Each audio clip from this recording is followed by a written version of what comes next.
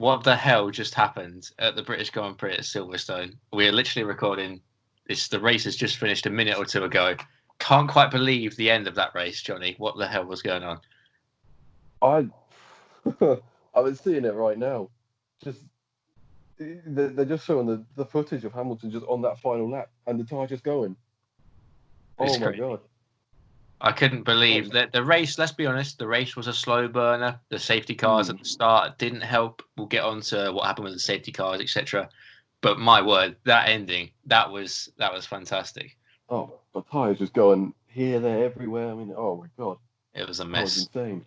But Shit. Hamilton, it's interesting. Hamilton obviously wins with a puncher. How often have we seen a guy win a race crossing the line with a puncher? I don't think I've ever seen that in any racing formula ever.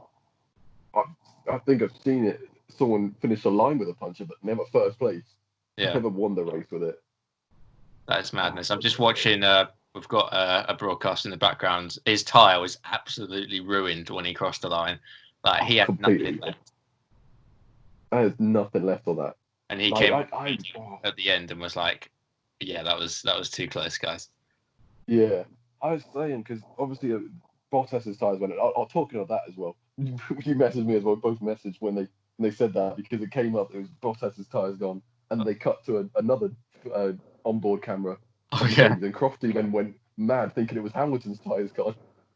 Crofty. We both was like, yeah, what's just happened? A lot of Hamilton fans may have had brown underwear at that point because I thought that was him as well, and I was like, "Oh my God, no way!" Yeah, and then there was a false the alarm. helmet. Yeah, and then like 30 seconds later, it actually happens, and you're like, yeah. That was. I was mad with him because I was like, Max is pitting, obviously to cover that off in case that happens. I was like, just do the same, Mercedes, just pit him. Don't be idiots. Just play it smart. It's interesting. Why do you think that they didn't pit him? Because they had a massive buffer. They had a good 35 seconds to Verstappen, who also pitted. If Max hadn't pitted, he would have won the race. But Mercedes surely should have just pitted Hamilton. Yeah, that's what I'm thinking. I mean, they did, like Crofty and Brun did make a point that we didn't know what Max's tyres were, so he could have had the same problem as well. Yeah. But they should have played it safe. It doesn't matter if you got a 35-second gap between them. You just see what happened to his teammate and his tyres. Hamilton came up first, saying that his tyres were worse anyway.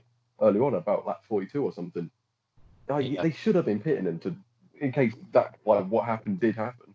This race reminds me of Silverstone in 2013 when the same things were happening with these Pirelli tyres, where people were just getting punctures left, right, and centre. I was there for the 2013 race. Hamilton got a puncture when he was leading. He crashed out. Massa had a puncture. Like guys left, right, and centre were just having punctures, like absolutely huge blowouts at high speed. I know these weren't as dramatic, but they were still pretty hefty.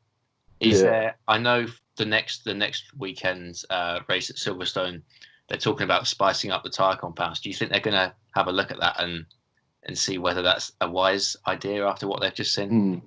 Oh, definitely. Like anytime something major happens with tyres, like if it seems that something big that's happened in the race is because of the tyres, they go and take a look at it.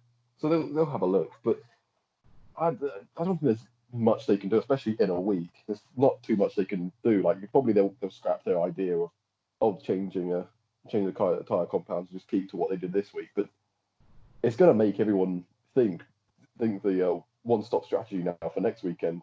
Exactly. Probably going to play it safer.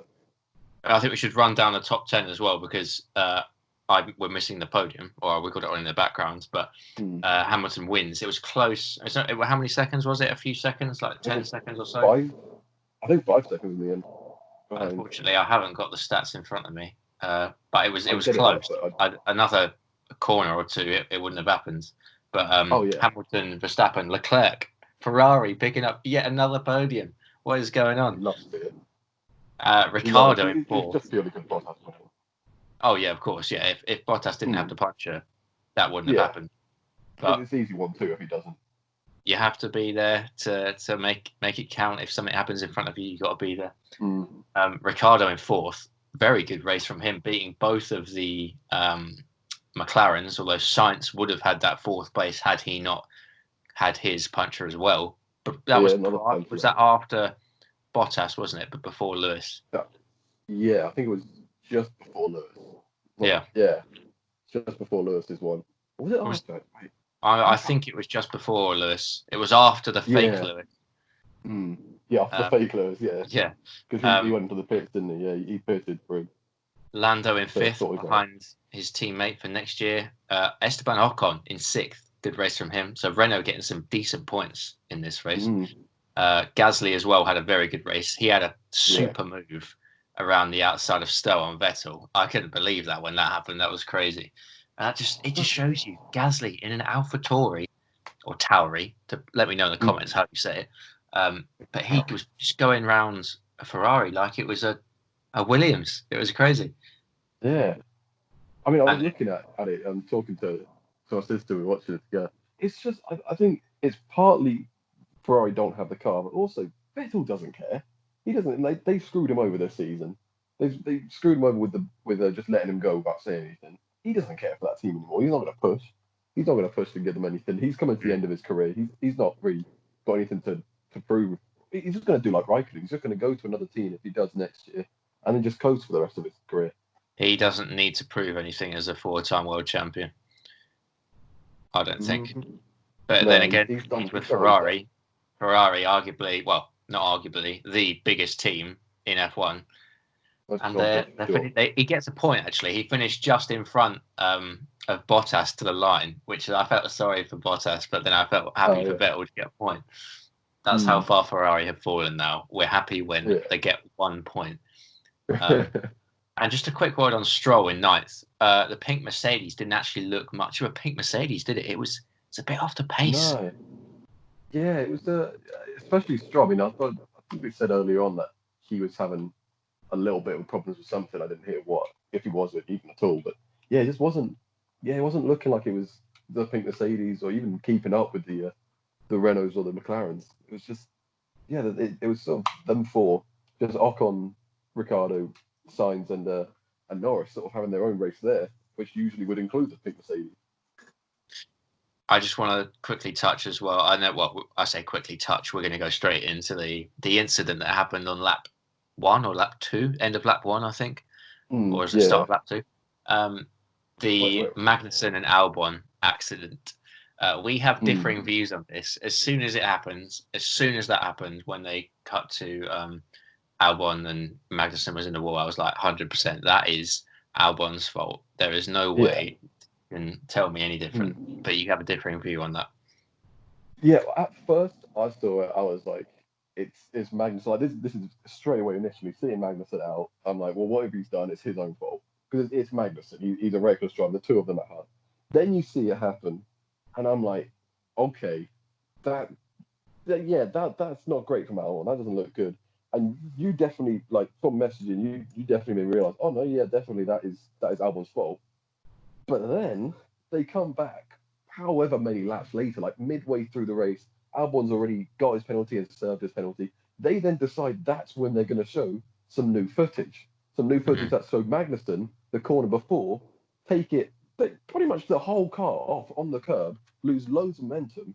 And so it really looks like then, and this is why I then believe that Albon doesn't deserve the penalty, that he's lost his momentum. Albon's then still got his speed momentum. He has every right to go for a huge gap that's there for Magnussen. He's off the racing line. He's on the other side of the track. So I think it was harsh for them to penalise Albon. Yet in the end, he's collided with him and Magnussen's the one who's gone out. If it was the other way around and Albon had gone out, I think it would be a different conversation. But he's kind of got his own penalty from going all the way back anyway. He would have gone back and had to work his way up. Absolutely. Giving him a penalty was tough.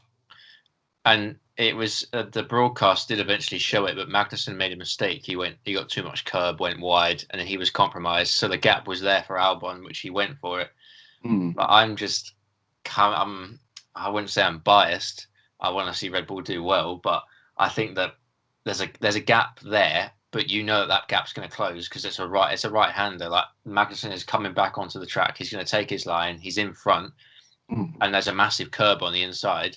There's going to be contact. Magnussen can't go any wider because there's a massive gravel trap there now instead of the runoff area or the grass they had, and he was turning in, but he was leaving him in the space, and it just touched, and it was very similar to the Albon and Hamilton crashes that have happened in Brazil last year, obviously, and most recently in Austria, in the second or first race. Anyway, it was one of the Austrian races. So if there was a role reversal and that was Hamilton who'd done it to Albon again, would people be saying it was his fault? We don't know. Yeah. I'm just putting it out there. It's a weird one. I messaged you straight away. I said Albon loves a collision. It just seems like he gets in the same ones every time. If it ends up someone goes out, it's a big one. Someone has to pit and ruin their race. It's him involved, and I don't know. It didn't look great from at first, and then it's sort of turned around, and now it didn't ruin his race completely because it worked its way back up, but I don't know exactly what they could do if they were to decide, if they saw some more footage and be like, it's not his fault completely, he didn't deserve that penalty. Because obviously Magnussen went out. They can't exactly then give Albon just 5 seconds back on there. But I think it was a tricky one as well because Albon's looking at it. I think if Albon waited 2 or 3 corners, he would have got Magnussen in the DRS, or he would have got him, in the slipstream down in towards Brooklands. And again, he probably would have gone on the straight. He was compromised on the pit straight. Bit tricky to overtake, but he might have tried it. But it's that thing. There was a conversation a few weeks ago when Albon had his crash with Hamilton, and I'm not sure if they had it in Brazil as well, but they were talking about him not having enough patience. He was just waiting 2 or 3 corners, another few seconds. You're going to get past him anyway. Why do you need to try? You're not battling with a Haas really, and the Haas is not battling with you. Yeah, I guess this is just he's still a young driver. Like he's been this is the second season now, isn't it? So he's still just a young driver, still learning. But like for this incident at least, with the 2 of Hamilton, it's sort of like that's a veteran there.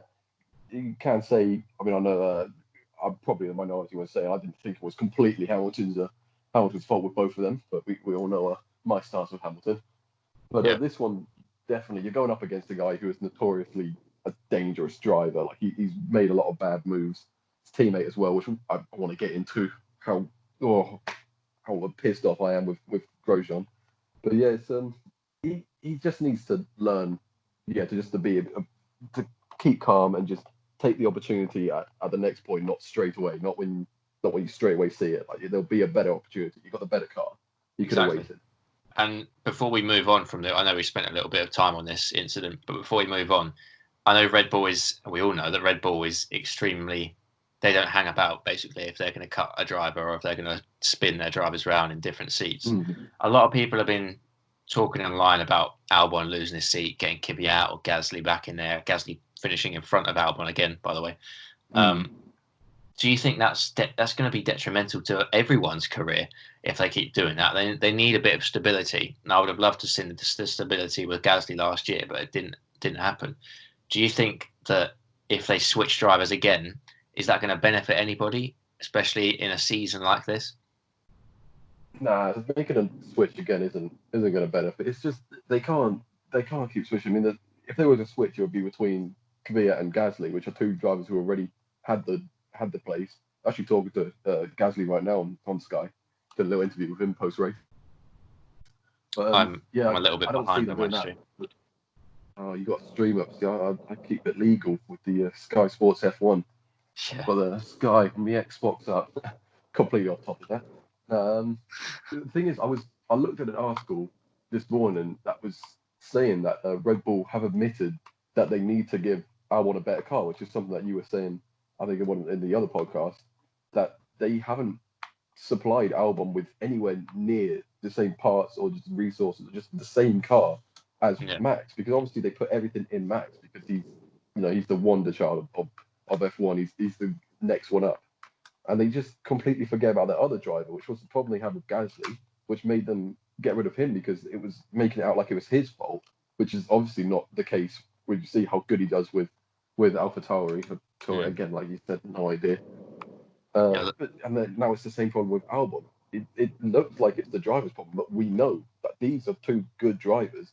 is Red Bull just screwing them over, giving them a much worse car. So I think it's going to be interesting to see if they do actually give him a better car, one that does. I mean, it's with Red Bull, they know, like, again, it's Max is their wonder kid. They don't want him. They want someone challenging him like they had with Ricardo, because they know that Max loses his head very quickly. And if he has someone that's challenging him, making it so that he's not getting third or second every race, he's gonna start losing it again, like Baku, 2018 or 2017, whichever one it was. Yeah.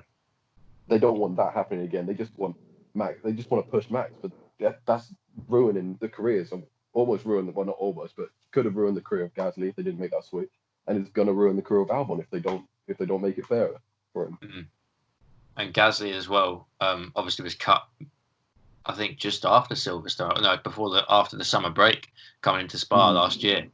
And obviously he got his podium with Len Toro Rosso in Brazil last year, when Albon probably should have got a podium if he didn't get tangled with Lewis. I feel for everybody in that scenario, because I feel for Gasly, because he's clearly outperforming Albon in a far worse car, let's be honest. Albon has also now was outperforming Gasly in a clearly worse car last year and got the switch. Now he's doing the same thing as Gasly was last year, and everyone's calling, especially online, I think it's a bit of it's this cancel culture thing where someone makes one mistake and you're like, oh, get him out, get Hulkenberg in the seat, or get Gasly back in, or just get Maldonado back in. Like, it's not beneficial for anybody, and I wish it wasn't as extreme as it is. No, yes, what Red Bull are doing, it's not great. Yeah, like I said, with the cancel culture, people don't seem to give anyone a second chance anymore. But yeah, Red Bull, it's really Red Bull's fault here, and they need to look internally at this, because it's not the drivers. It's showing clear as day that it's not the drivers' fault if it's going wrong. When Kvyat was there, probably was a little bit, because he's not. Gasly is far better than Kvyat. Not far better, but he's better than him in the same car now. And when Kvyat was in the Red Bull, it was clear that they needed to make the change there. But yeah, it's Red Bull. They need to sort it out, because they're gonna. I was saying when I was telling my dad about it earlier, about the article, if they carry on the way they are, they're not even going to get second in the constructors, maybe not even third, because they'll have Max getting the points. Yeah, but then Albon, like today, possibly not getting points, or not as many points, and then you have the McLarens, the Renaults, and the pink Mercedes, who are picking up consistent points because their drivers are finishing fourth and fifth and sixth, stuff like that. They're going to be getting the more points. It's a tricky one, isn't it? I know if people are tuning in for the first time, firstly, welcome. And if you didn't get our podcast last time for the previous races, basically I was just saying about Red Bull's favoritism towards Verstappen, is that they have the car set up in a certain way, especially with the steering input. I can't say too much because I'm not going to say that much, but you can probably Google it and find it online. You watch, whenever you're watching F1, watch Verstappen's on board and watch his steering inputs compared to Hamilton, compared to Vettel, compared to anybody. The Red Bull is set up specifically so he has to use a lot of steering lock. Be interested to see if anybody else has noticed that. But I picked that up and had inside confirmation about that. But we won't discuss that too much. I didn't also realise that Ricciardo is 1.2 seconds away from getting a podium. I thought it was a little bit farther than that, but it was very close.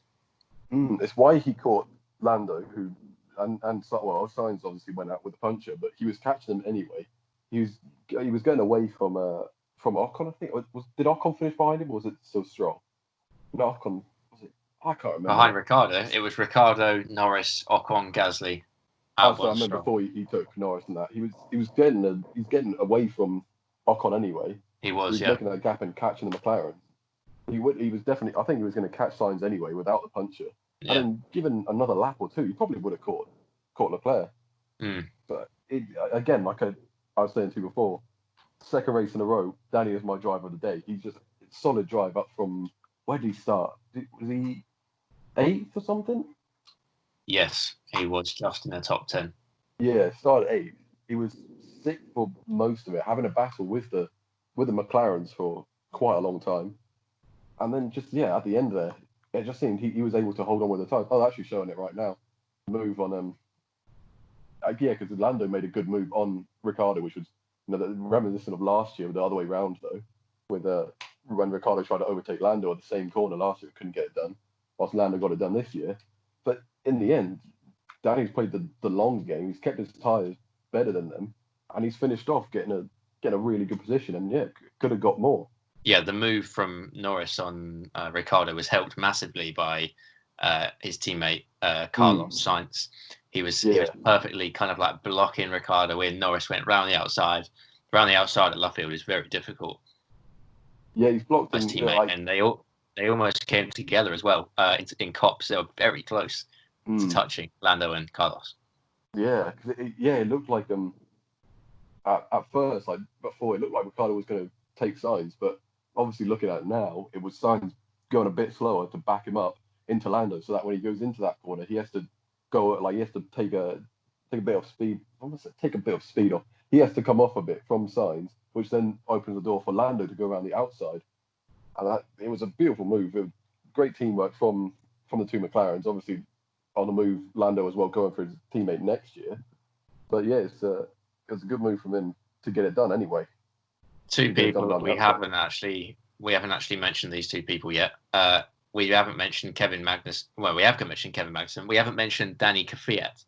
He had a very odd crash. Talk us through what happened. He was going into Magnussen Beckett's. Yeah. Oh God, I got to remember what he did. He just lost it, didn't he? There was a rear left or a rear right failure. It looked like he just got a little bit more curve, but I don't think it was his fault. Again, it looked like that might have been the first tyre problem in this race. We just didn't see that at the time because that was the only problem. Yeah, probably focusing on a different battle somewhere else, and he wasn't really battling anyone. But it must have been his tyres were going a bit. He's taken the corner a bit wide, gone too much on the curb, and he's just lost it. And it was this was early in the race as well. Big crash early. I think this was the first or the second safety car. I think after the Magnussen incident.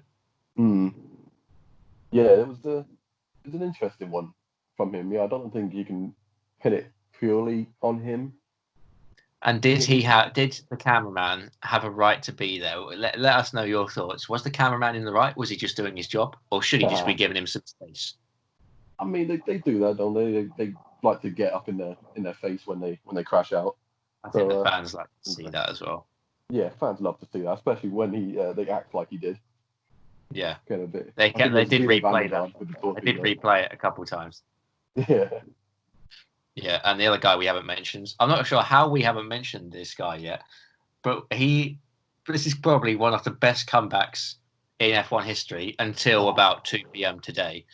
Nico Hulkenberg. He was probably sat in Monaco or Germany, probably Monaco, in a cafe somewhere on Thursday afternoon after Sergio Perez, who tested positive for COVID, wishing Sergio a swift recovery.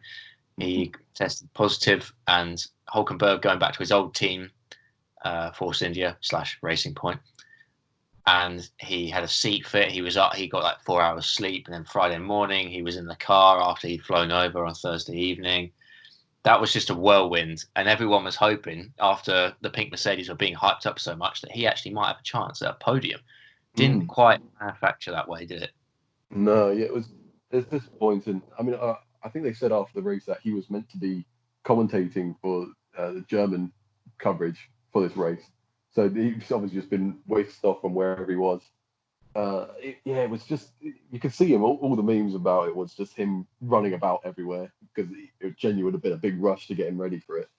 And qualifying 13th as well, that's respectable. Like, considering this was the first time he's got in the car, didn't really have not too much practice, just the normal practice that everyone else gets. And to put it on P13 was great, and just to see him not even get the chance to start, it was sad for all of us. I think everyone's just a bit. That's where real men cried. For sure. The Massa retirement, which wasn't real retirement. Alonso retiring again, which wasn't a real retirement. Yeah, and now this. It was tough as well because he obviously would have. We don't know if he's going to replace Perez for next weekend's 70th anniversary Grand Prix, I believe it's called. because Perez is meant to self-isolate for 7 to 10 days. Apparently, I've heard from Racing Point. If that 7 days is up and he tests negative on Thursday, then shouldn't really be a reason for Hulkenberg to be at the track, or should he stay around just in case somebody else can't participate in the race? We don't know. Well, I think the official rules for here in the UK is that it's 10 days isolation, or 10 days isolation it has to be. I think so. That would mean that Nico gets the race. I think either way, he'd be healthy and Sergio will be ready, but it would be too close. I think you have Nico here, and for the feel good story, I don't care about the points for Sergio. For the feel good, just let him race it. Let him actually have a race. If Racing Point did have their true pace and they were the second/third fastest team, that was a podium right there for Hulkenberg today.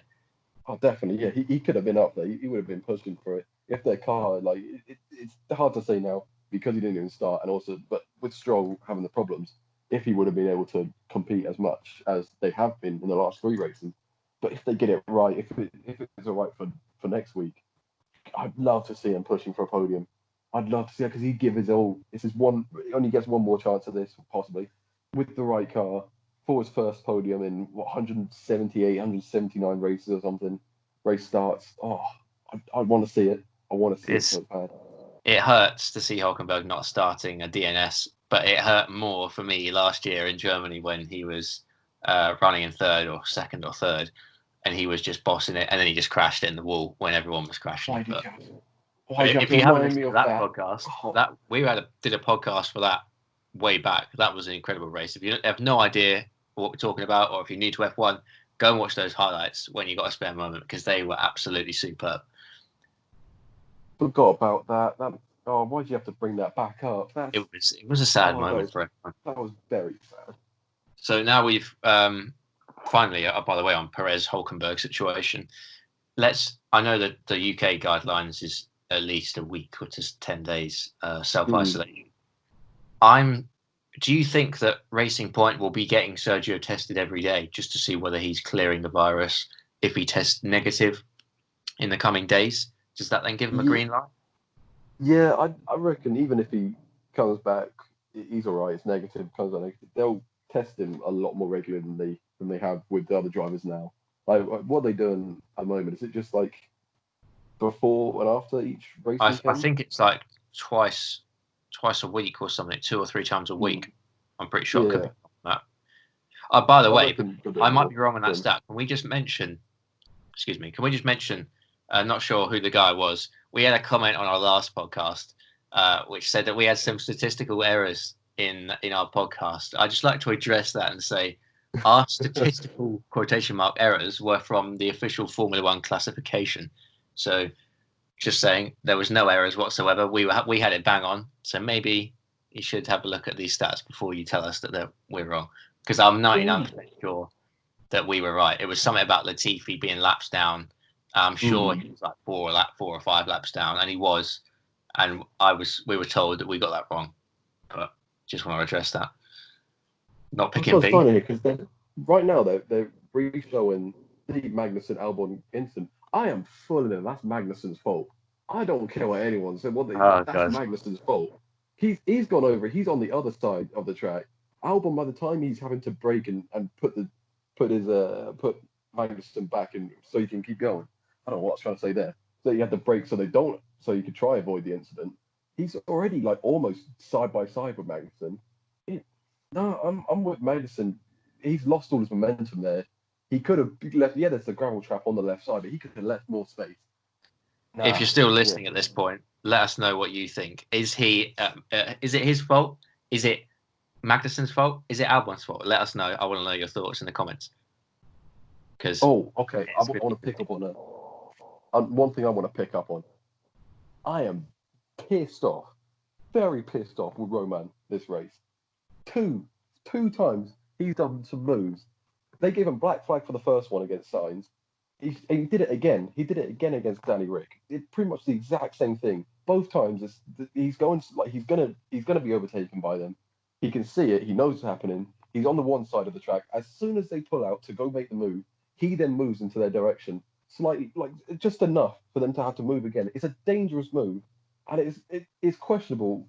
Like you can question it if he didn't see them or not. Like if he wasn't able to see them, he's pulled it like that. Okay, you can let him off. They showed the footage from front on, seeing what he's looking at. Both times he is looking at the wing mirror. He is looking in the mirror to see which side Sainz and Ricciardo's coming from. Both signs, he's looking right at them in his mirror, and he moves that way. He should have been black flagged. I am sure of that. I don't understand how they didn't black flag him, because that is dangerous driving. And it's Grosjean. It's not like this is a one-time incident. He's always been like this. He is one of the most dangerous drivers on the grid. I hate Grosjean. I think I've said it before. I hate Grosjean. I thought you were his biggest fan, actually, but now you've changed my mind. I hate by the Grosjean. way, one of our friends, Adam, if you're listening, welcome. But one of our friends, he was DMing me during the race, and he was like, "What did Grosjean do there?" And I was explaining that he was moving under braking, which was sketchy, very, very dangerous, especially under braking. That it got brought in. That rule was brought in after Verstappen did it to Raikkonen a few times in 2015, 2016. That was Max's move back then. I think it was called the Verstappen rule at some point. Yeah, when it first came in, they were like, "This is the Verstappen rule because you do it too much, and that's dangerous." Yeah, and Grosjean is. I was telling Adam, our friend, that Grosjean is actually the head of the Grand Prix Drivers Association. He is the representative of the drivers to the FIA. So no, he's not. I didn't know that. I saw a tweet saying he's when Ricciardo was getting played by Grosjean. Ricciardo, someone tweeted out saying Ricciardo's going to have to he's going to have to take it up with the head of the Grand Prix Drivers Association about that driving. That's great. I find that a little odd that he is there, but I understand why, because he's been in F1. What, 2011, 2012 is his first year. He's got several podiums. He's a fast driver, but he is dangerous at times. So that's why him and Magnussen are probably the most dangerous duo on the grid at the moment. Yeah, I mean, what I'm saying that is that he's been around long enough, so it makes sense that he's ahead of it. But I'm sure there's been multiple times that he's had enough points on his super license to be suspended for a race or something. However many races it is they get, if they get something like 12 points, I think, on their super license in the space of a year. Yeah, I think he's had it multiple times where he's had 10 or 11 points on it. It makes no sense that he is. I think before him, I think it was Webber was the guy who was the head of that association, which made sense. He was the voice of the paddock for the drivers. It made sense. He was a guy that was calm, except for a multi-22, whatever it was. multi-21 multi-21.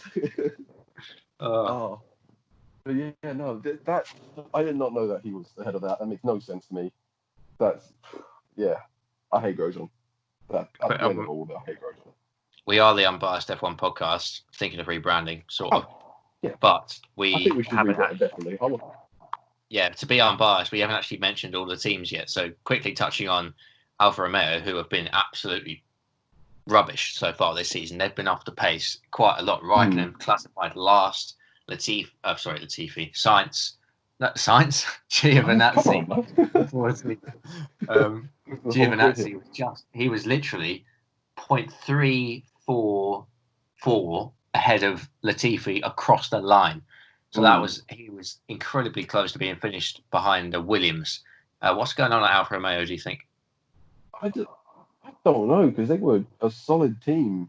2 years ago when Raikkonen first came in, they were still like a points getting team. Like they were scoring regular points with Raikkonen there. And I'm sure it's because like Raikkonen as well, like I was saying with Vettel earlier, where Vettel's coming to the end of his career, he doesn't care as much for getting the points or doing as well as he used to. Raikkonen's in that same boat. He doesn't really care anymore. He's 38 now or something. He doesn't care too much. But that car, it's not good. It doesn't look like it's getting any better. It's doing like Williams did about 2 years ago as well, where it's just bad. Might be a Ferrari engine problem as well, because the Haas, the Alfa Romeo, the Ferrari itself have all been struggling with straight line speed since Ferrari, by the way. Not sure if everyone knows this. Why they kept winning races last year is because their engine was so powerful. They were so fast on the straights. They got investigated by the FIA, and nobody apart from Ferrari and the FIA know the consequences of that. And you come into 2020 and they're seconds off the pace. I think Yeah. that needs to be made public. It's a bit sketchy. Oh, definitely. I think I heard that there's like a spy in the Ferrari garage that was there at first, sorting out, like figuring out what it was, and then it's come back. Yeah, like you're saying there, where something's obviously been said, like they've found something, and it's taken out everything they had because they're so slow now. But I also heard that there was, I think, someone, I don't know if it was a rep from Ferrari or just someone else, someone outside sourcing, that what part of what Ferrari had in their engine last year is something that every team has. It's just everything else that Ferrari had is what was the problem, that what they couldn't have. So really, it's a question of what is this thing that is in every car, if there is something that shouldn't be there, but it seems like every team has it, that the FIA just kind of turn a blind eye to it. It's interesting. Let us know your thoughts in the comments. We need to get the engagement up on this this account, by the way. We are putting some very small funds behind it to try and get more of you involved. So let us know. Also, make sure you follow us on the Instagram and the Twitter. Just make sure you stay tuned if we're posting. Little plug there. Finally, the Williams. What was going on? Because they've been showing decent pace, Williams, compared to last year and compared to their competitors. Obviously, George Russell got into Q2. Almost got Q3, but he got that penalty for speeding because his teammate Latifi spun. Claire Williams didn't look very impressed with that on Saturday in qualifying. Yeah. What are your thoughts? Williams, are they on the up? Are they on the down? They've got both their drivers secured for next year. Is that a positive step?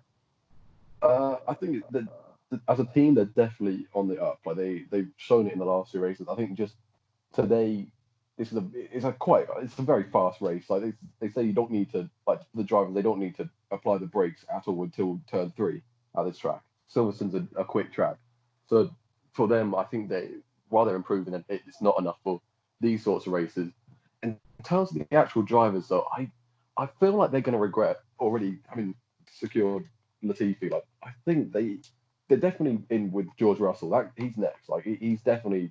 It doesn't show his ability being in one of the worst cars on the grid. But he is all the young drivers, Albon, not Sainz, sorry, Leclerc, all these guys.